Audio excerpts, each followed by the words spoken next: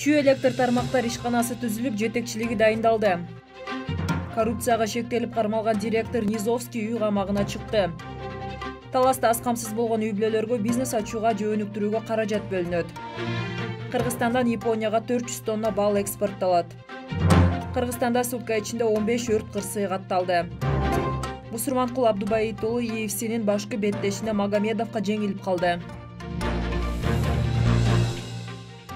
Түндүк электр ачык акционердик коому кайра түзүлгөндүгүнө байланыштуу Кыргызстан улуттук электр тармагынын филиалы болуп, Чүй электр тармактар ишканасы түзүлдү. Компаниянын басма сөз кызматы билдиргендей, кечээ 10 августта Кыргызстан улуттук электр тармактары ачык акционердик коомунун башкы директорунун милдетин аткаруучусу Алмазбек Жумакадыров Чүй электр тармактар ишканасынын жаңы жетекчилигин жамаатка тааныштырды.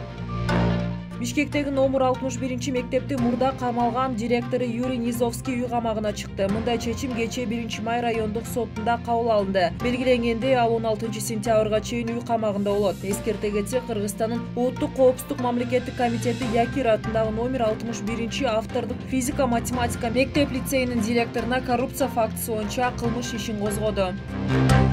Таластын мэриясы жана Талас райондор аралык эмгек социалдык камсыздоо жана миграция башкармалыгы Талас шаарындагы балдарга жөлөк пул алган үй бүлөлөргө 100 000 сом өлчөмүндө жардам көрсөтөт. Талас шаарынын вице-мэр Мира Сейдикемирова баштаган комиссия курамы социалдык контракттын негизинде социалдык жардам көрсөтүүгө арыз менен кайрылган жарандардын үйлөрүн кыдырып, алардын шарты менен жеринде таанышты. Мал багам деген жарандардын короолору, тоок, өрдөк өстүрөм деген бизнес план түзгөндөрүнүн тооканалары каралды. Ал эми тигүүчүлүк менен алектене турган жөлөк пул алуучулардын үй шарты дагы комиссиянын сынынан өттү. 10 августта эки өлкөнүн ишкерлеринин биргелешкен ишинин жыйынтыгында Кыргызстандын Япониядагы элчилигинин көмөгү менен Кыргызстандан Японияга 400 тонна бал экспорттоо боюнча келишимге кол коюлду. Тимден билдиришкендей, келишим Sojitz менен компаниясынын катышуусунда Japan Style жана Yamada Big Company Group ортосунда түзүлдү. Ишканалардын келишимдерине ылайык аталган көлөмдөгү бал бир нече этап менен Японияга жеткирилет. Биринчи 20 тонналык контейнер жакынкы аралыкта экспорттолот.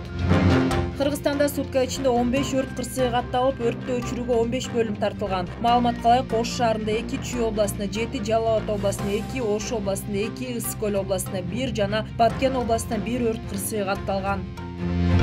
10 августта Бишкекте өткөн Eagle Fight Championship лигасынын турниринин алкагында аралаш мушташ боюнча кыргызстандык мушкер Бусурманкул Абдубайит уулу россиялык мушкер Расул Магомедов менен беттешип жеңилип калды. 5-раунддун жыйынтыгы менен калыстар чемпиондук титулду Расул Магомедовго ыйгарышты.